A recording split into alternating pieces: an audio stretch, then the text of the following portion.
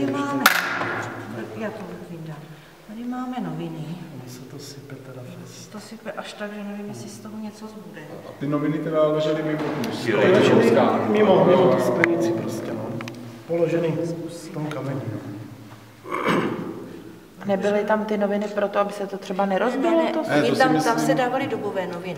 Ale problém je ten, že si asi neuvědomili, že ten kámen táhne vlhkost. No a novinový papír není až tak kvalitní, aby vydržel. Je otázkou, co to vlastně bude za noviny, že? Protože vlastně v tehdejší době tehdy tady nic nevycházelo. Žádný častější periodikum nevycházelo s výjimkou právě toho zmíněného časopisu Národ a škola, který tuším vycházel asi jednou za měsíc. A ten byl vydáván přímo tady mezi Řečí, Šaškovou tiskárnou, takže to by bylo na místě. No tak to je ten Hlas a Národní listy, ale...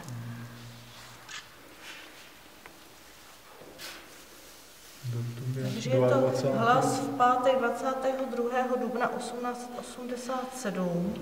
To je krásné. Že už mám obavy, že to nerozevřu tak, aby se to nepoškodilo. To dalo přečíst třeba. Tady sice je nějaký článek střední školství české a na Moravě, ale to nevím. A dneska je taky 22. No. Teď mi to dochází. No, takže je to přesně. To mě taky nedošlo. No 20, no jasně. Ano, tak jste to vymyslel dobře. Nakonec. Tak tohle ani nevyndáme, teda bohužel. Bude to lepší vysypat? Dobrovolně bude. Ty mince to tam mince budou, ale tohle to tam teď poškodí, ne? Drželo. A teď už to nedrží, teď už to bude.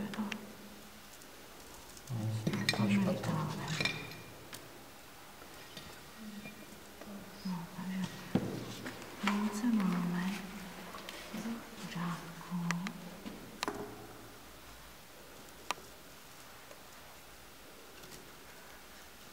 Stříbrně. Tak jsou to dobová platidla, zlatník Františka Josefa I. z roku 1877, tuším. Co navíte? Je ono, že tam celkem dost? No, to nezdá. Je bylo, že tam bude jenom tak 3-4.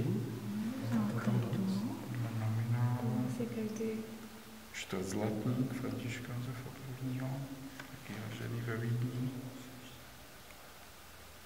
Škoda, že ta pamětní listina nebyla zaplená v těch novinách.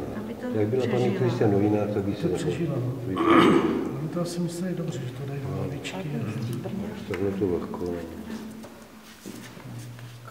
No je to opravdu škála dobových platidel, takzvané rakouské měny.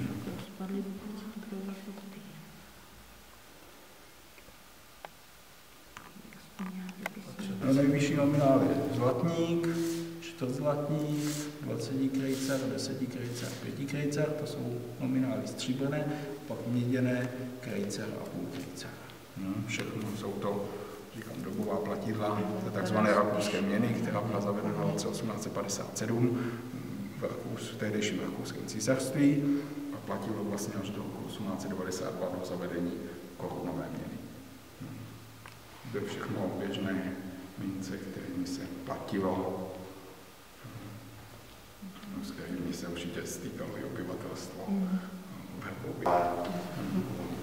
Tady píší, že za 100 let, od roku 27, se vystřídalo 25 učitelů, z již neděle zde působil František Tesař, 24 roků Martin Kramosta, 15 roků a mezi teda byl i tímhle Vladimír Hamar. Ten tam byl nejdéle, takže pak nastoupil pan Bartušek, po něm byl můj táta.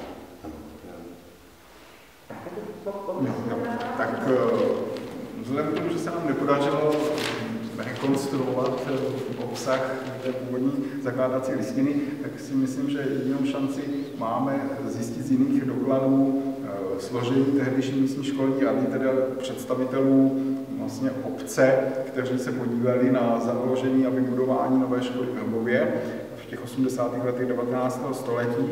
Vlastně máme jejich jména a konečně vlastnoruční podpisy dochovány v dopise, v původním dopise, kterým místní školní rada v 1. května 1885 předkládá pořízené stavební plány školy právě té okresní školní radě.